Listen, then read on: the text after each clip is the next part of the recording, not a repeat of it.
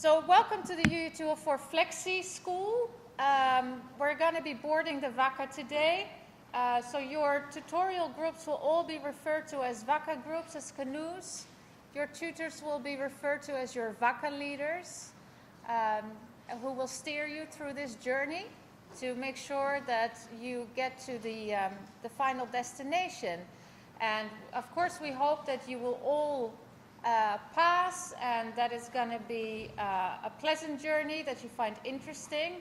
It's very important that if during this flexi, because it is very intense, if you get sick, somebody passes away, you have some kind of emergency, communicate it immediately to your Vaka leader, because then we can try and make arrangements. If you tell us things afterwards or at the end of the flexi school, there's not a lot that we can do for you. We can help you at the time, but especially with flexi schools, because they are very short and we have to cram everything in, what is normally 14 weeks into 5, there's not a lot of leeway. So we have to make adjustments immediately if you need any help. Yeah, so please don't postpone it, because at the end of the flexi, we don't have a lot of time. We need to submit grades. You need to continue with your courses for next year. So it's very important, especially now with all the communication problems, that you have regular contact with your tutor. Yeah? So the course, we fully realize that this is a compulsory course and that not all of you are, like doing it. It's something that may not relate to your discipline at all. But we want you to enjoy this journey as much as you can. We want you to learn a lot. It's a course that USP has introduced because USP wants all graduates to have a Pacific consciousness. And what is specific consciousness? It's really an awareness of the history and the current challenges and opportunities of the region. So it means that wherever you're from, it's an awareness of that, but also the larger region. How do you relate to the region? What is the history of it? How does that impact on you? What are the current challenges and opportunities that the region has? How can you relate to that, and how do others in this course relate to it? So it's very much about an explorative journey for yourself, but also to become aware of everybody from all different Pacific Island countries. So it's comparative and reflective. We're constantly going to ask you to compare and reflect on how you feel about something yourself. Are you aware of it? Do you have experience with it? So by boarding your Vaka canoe today, when you go to your tutorial, we'll take you on this journey to develop Pacific consciousness, but also sustainability thinking. And sustainability thinking is very important to ensure the future of the Pacific and the countries that you live in, the villages, your houses, the sea, land resources. Sustainability thinking is very important. So it's become a topic that we try to weave into every unit. Specific issues that we will discuss during the course are migration patterns, colonial and post-colonial contexts, Pacific understandings of cultural and natural heritage, and conflict over natural resources. So these are various topics that you will come across in the different units. But the main question is for you to ask yourself, what is Pacific consciousness?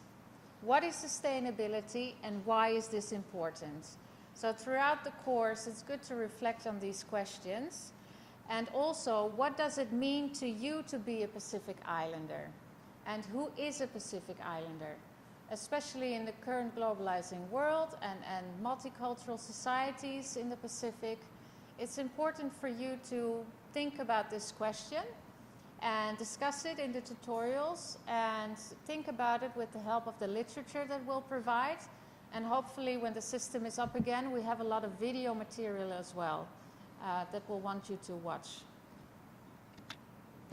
So the course learning outcomes of UU204 are discuss knowledge pertaining to the history of migration patterns in the Pacific, and this includes origins, settler communities, and recent migrants. We want you to be able to contrast the colonial and post-colonial contexts in the Pacific. We want you to be able to explain Pacific understandings of cultural and natural heritage in relation to conflict over natural resources, such as mining, logging, or marine resources, but there are other examples as well. We want you to be able to discuss future challenges and opportunities in the Pacific. So diaspora, globalization, sustainable development, and regionalism are examples of those.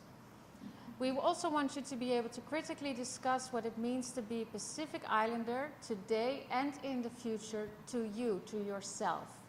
So it's very important, for example, for your first assessments, which is a reflection, that you don't talk about what it means to be a Pacific Islander in general. It needs to apply to you. Have you ever thought about this question? Maybe you have, maybe you haven't. You can raise that in the reflection. How do you feel about it? Do you feel a Pacific Islander? Maybe you don't. Maybe you just feel somebody from Fiji or the Solomon Islands or Tonga or Vanuatu.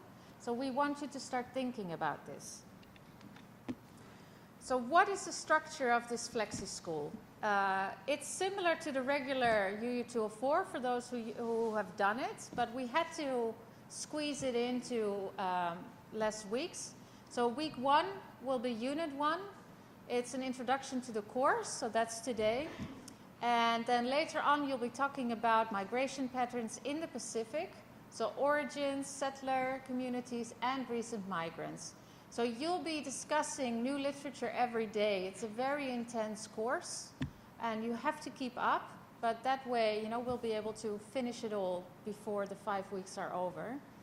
Week 2 is unit 2, and it's about contrasting the colonial and post-colonial contexts in the Pacific.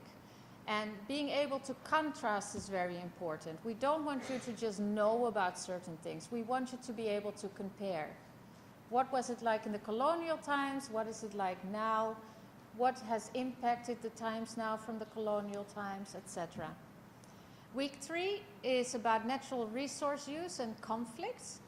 And a lot of you will be able to relate to that somehow. You must have heard about conflicts in relation to land or sea use, resources. Week 4 and 5, these are unit 4. Week 4 is the last week of face-to-face classes and tutorials. So during that week, you'll discuss literature in relation to future challenges and opportunities. And you'll be leaving your Vaka. The tutorials will be finished that week. The last week, week 5, will be spent working on the 2 last assignments. So you won't have any face-to-face classes, but you can still contact me and your Vaka leaders for any questions in relation to the assignments. So we fully realize that assessments are very important for you. You want to know what you need to do to be able to pass the course. So we're going to start with reflection 1. And normally we discuss that at the end of unit 1, but because of the technical difficulties, we are going to discuss that today because it doesn't require you to have had any readings. So what does it mean to be a Pacific Islander today and in the future to you will be the topic of discussion in the tutorial today, so that it gives you ideas for your own reflection assessments. And what we'll also discuss is what it means to be reflective and how you do reflective writing. Every week, at the end of the tutorials, you need to submit a tutorial folder. So you'll get more information about this during your tutorial today, but what we're going to do in each tutorial is we'll divide you up in smaller groups, and you're going to discuss specific questions that have been assigned that relate to the unit topic and the literature.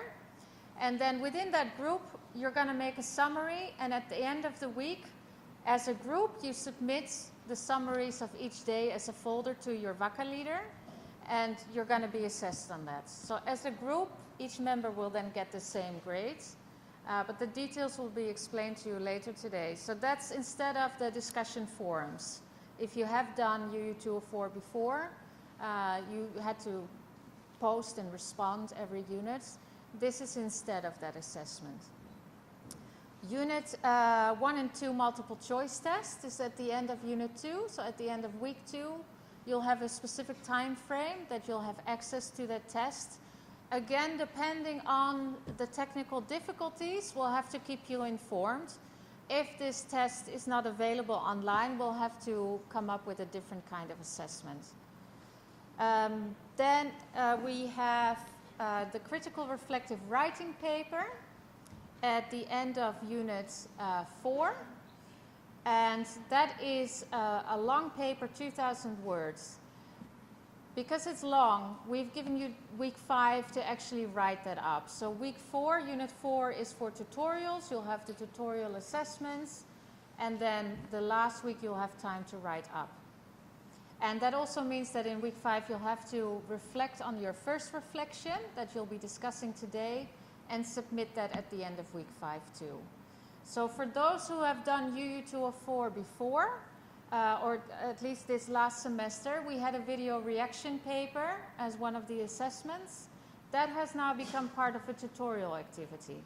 So you're going to watch a video during the tutorial, and we're going to ask you to critically assess it as a group, and you write a summary, and that becomes part of your tutorial folder. Yeah, so it will become more clear once you start doing it. I know that these tutorial folders are a new thing.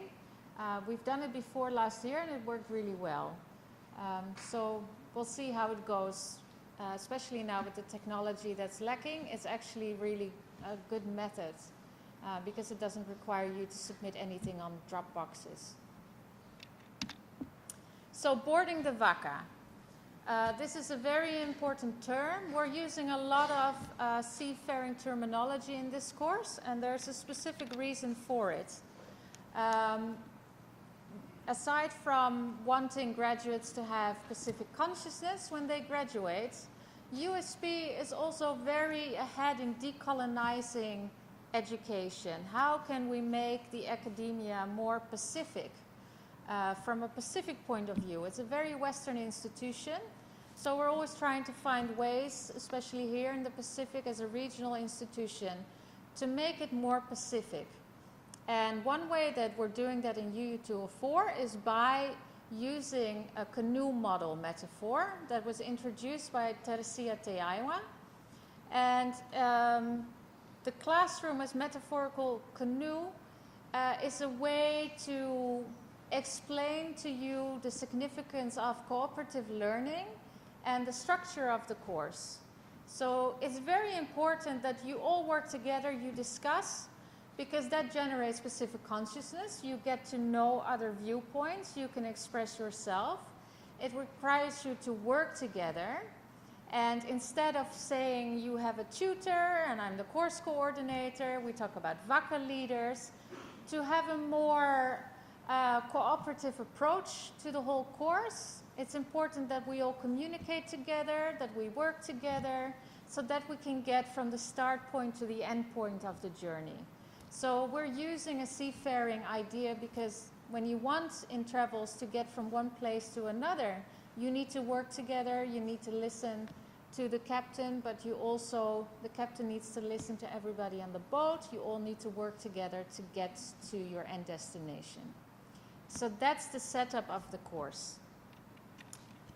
By navigating as a canoe group through specific issues and contexts related to Pacific histories and current realities and future aspirations of the region, you will develop a self and collective awareness. So it's important to demonstrate teamwork and engage in critical and creative thinking together, within the group, with your Vaka leader, and with me. So in Unit 1, that starts today, you will be reading literature about the canoe model that we've adopted by Teresia Teaiwa. You will also get literature by Peli Hauofa, and I'll discuss his work a bit more later on. But the general unit is about what it means to be a Pacific Islander, the history of the region, origin, settlers, recent migrants, etc. So these pictures address different ideas of what it means to be a Pacific Islander. We have to change our way of thinking in the current Pacific because we're becoming a multicultural society. We have migrants coming in, people are migrating out. We have a lot of marriages between people from different ethnicities. So the idea of thinking about what does it mean to be a Pacific Islander and who actually is a Pacific Islander is very important. So these are kind of things, when you think about this complex issue, people who are migrating overseas, who live overseas, would you consider them Pacific Islanders? Would you consider them a Tongan or a Fijian, somebody from Vanuatu? Why would you or why wouldn't you? Would you only consider people Pacific Islanders or from a specific place when they have knowledge about heritage, traditional dances, oratory skills, arts, etc.? Children from mixed marriages. My son is half Fijian, my husband is Fijian. Would he be considered by you to be Fijian or would he not? Does it matter that he's a boy? Would it be different if he's a girl? These are issues that are very prominent today in the Pacific. The Gurmits, Indo-Fijians, or now Fijians as we also need to call them, do you consider them Fijians? Do they consider themselves Fijians? If you're Indo-Fijian, which word do you prefer and why? These are important questions in relation to identity. Now, Epeli Hau'ofa is a very influential scholar, and especially in UU204, we're building a lot on his ideas because we want UU204 to be an inclusive course. It's not just for what can be termed indigenous Pacific Islanders. It needs to be for everybody at USP who's studying here. We want to create an awareness of the region. We don't want people to feel excluded because they've recently arrived in the Pacific or they have a mixed ethnicity, they normally live overseas. This is a course for everybody who belongs to the Pacific region. And that is very much influenced by Epeli Hau'ofa. And there have been a lot of kind of belittling descriptions of the Pacific. Small islands in a large sea, etc. And Epeli Hau'ofa has changed this perception. He advocates that Oceania is vast, Oceania is expanding, Oceania is hospitable and generous. Oceania is humanity rising from the depths of brine and regions of fire deeper still. Oceania is us, we are the sea, we are the ocean. And he uses the term Oceanians and the ocean as a binding factor. It's the ocean that everybody shares in the Pacific. And it's something that you can use as a connecting factor. So instead of talking about Pacific Islanders, he prefers to talk about Oceanians because it's a more inclusive term. So probably tomorrow you will discuss the reading Our Sea of Islands by Epeli Hau'ofa as an alternative for thinking about the Pacific or the mapping that has taken place, the divisions of Micronesia, Melanesia, Polynesia, for example. He doesn't use those terms, he criticizes them. He wants to look at the region as a whole. And it's an important article to think about ways to ensure sustainability for the region as well. He has a very forward-looking perspective that is inclusive, that embraces globalization. He said that it's important for the region to look out, create relationships outside of the Pacific to make the region prosper and get a say on the political and economic stage. So when you think about Epeli Hau'ofa's work and Pacific identity, Epeli Hau'ofa argues for the development of a regional identity that is anchored in what connects all Pacific Islanders, the Pacific Ocean. And you can see that it's one of the largest bodies of the globe, and that's very important to think about, because he doesn't think about the Pacific as small islands in a large sea. He thinks about it as a sea of islands. And when you think about the sea as part of the islands, as part of the region is suddenly huge. And the whole world needs to pay attention and take the Pacific region into consideration. So some of you might think, I can't relate to the ocean at all. I'm living inland, or I am from the inlands in PNG or somewhere else. The ocean does relate to all of you in the sense that it influences climate patterns. When you think about the inlands in PNG, seashells are a very important exchange valuable. Rivers flow into the sea. So even though you might think that you don't have any connection to the sea, you'll find that you actually do. So it's a very good connecting agent. So Hau'ofa wants to raise a consciousness that helps all of you to free you from the prevailing and externally generated definitions of the past, present, and future. So especially when we start to talk about colonialism and the images that have been presented of the region and the people to the outside world, they were very often wrong, stereotypical, and he wants to do away with those and project an image that is accurate. Now, he does not want to ignore globalization or the growing migration in the Pacific or environmental issues, but he wants to portray Oceania as large and as mobile. And when you learn about migration patterns this week, you'll see that the region and the people have always been mobile, have always been creative in finding solutions for challenges. So Oceania is one that is created by and sustained by the people of Oceania, the Oceanians.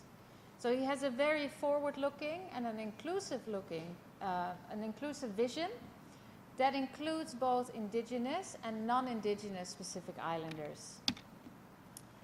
So when you think about indigenous and non-indigenous, you're already separating, you're making categories.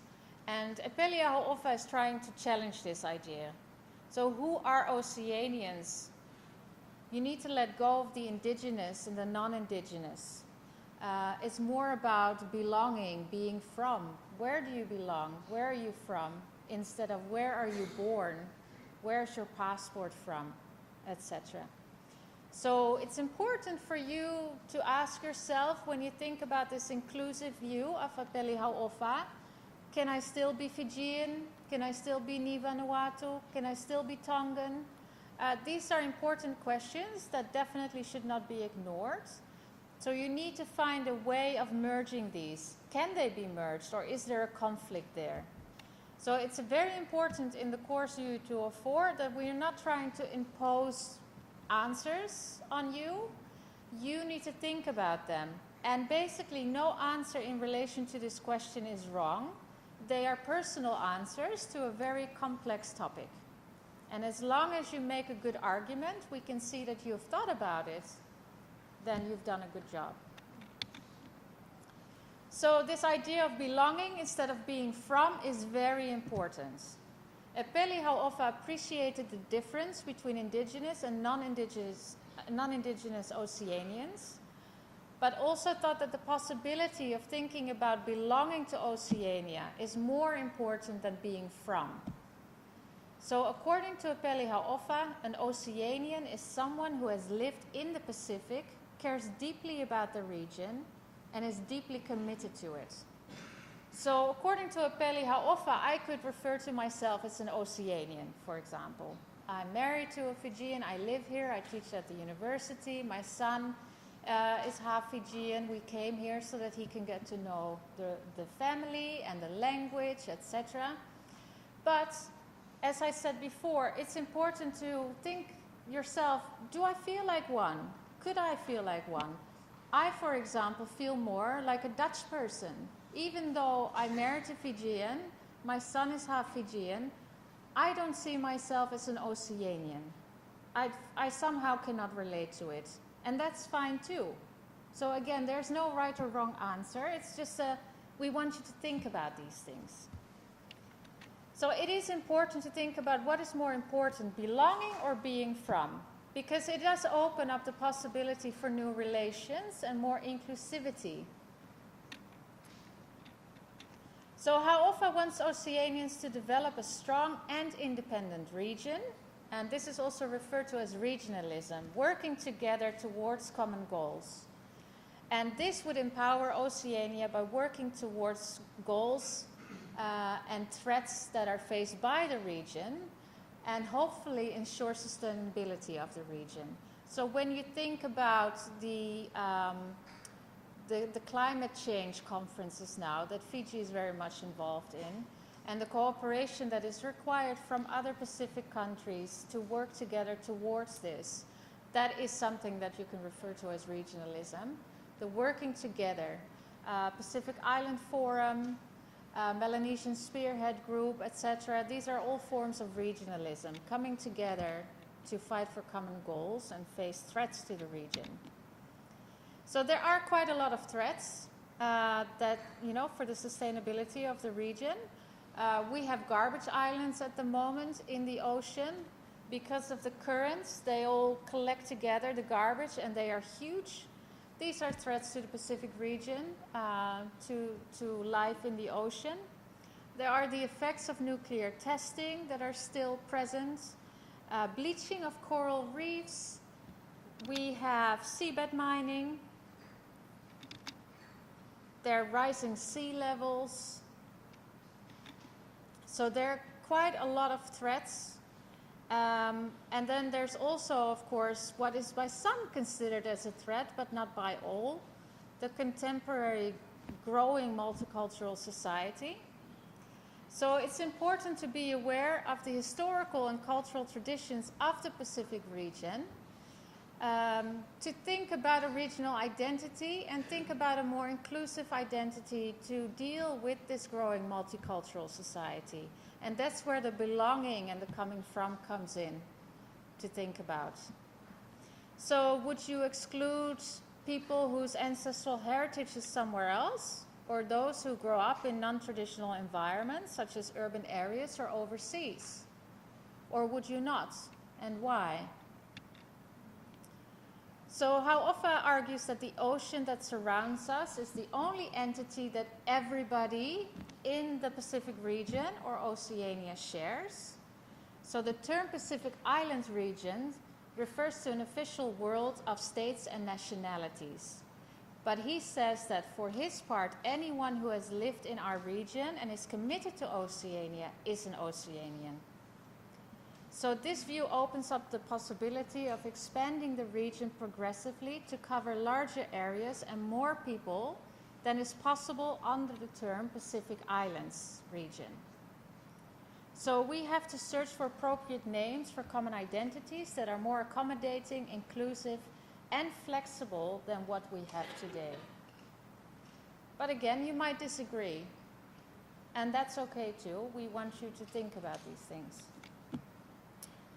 So he says that because the Pacific Ocean also merges into the Atlantic and the Indian Oceans to encircle the entire planet, the sea is an open and ever-flowing reality. And so should our oceanic identity transcend all forms of insularity to become one that is openly searching, inventive, and welcoming. The ocean should also be our route to the rest of the world. So not just a guiding agent here in the Pacific region, but to find your way in the rest of the world. So again, it's important to not ignore a general sense of, but what if I lose my identity in the current globalizing world? Because this is a realistic fear that many face. So Hau'ofa would argue that the sea as the foundation for a communal, not individual, regional identity is based on a concrete reality that will prevent you from going off course. So he's talking about regional It's fine to have a more individual and regional identity. They don't all have to be merged. You don't have to deny your Fijian, Samoan, Tongan, Vanuatu identity and then therefore not be able to be an Oceanian. They can exist in different contexts. So the sea is your major source of sustenance. It is what you shared through time with your ancestors, and it is your most powerful metaphor. The ocean is in us, so the ocean is in all of you. So we're gonna continue on this topic in the tutorial of today. And we're gonna prepare for your first assessment. It's a reflective writing piece. In the tutorial, we'll explain more what reflective writing is and how you do it. We're asking you constantly throughout the course in the assessments to be reflective. And this is something that is starting to come up more and more in other universities as well. It's not new, we haven't invented it, but it's a very good way of making the information that we provide you with, the course material, more personal and therefore more engaging. It becomes more meaningful to you when you reflect on things yourself and you compare it with other people's view. And especially to get a Pacific consciousness, this is very important because it's your awareness of the region, but also the awareness of other people's point of view. So there's a constant reflection on what you learn and what you hear and what you see in videos. So the question to prepare for reflection 1 is, what does it mean to be a Pacific Islander today and in the future to yourself? Not a general point of view. So it's also important to reflect on the ideas of Pele Hau'ofa that I've discussed now in this lecture. The terms Oceanian, Pacific Islander, the differences between these terms, being from and belonging. So because I'm aware that you haven't had the readings, I hope that with what I've told you now, you can have some kind of discussion about the differences of these terms and what you think is more important. Yeah, so let me see what the time is. It's 10:39. I think because I don't know if there's something else after this lecture, or we might have to move out.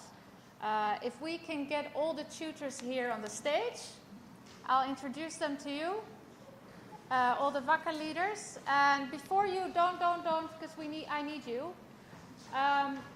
Once they are here on the stage, I'm going to tell you the times and the venues of their tutorial sessions.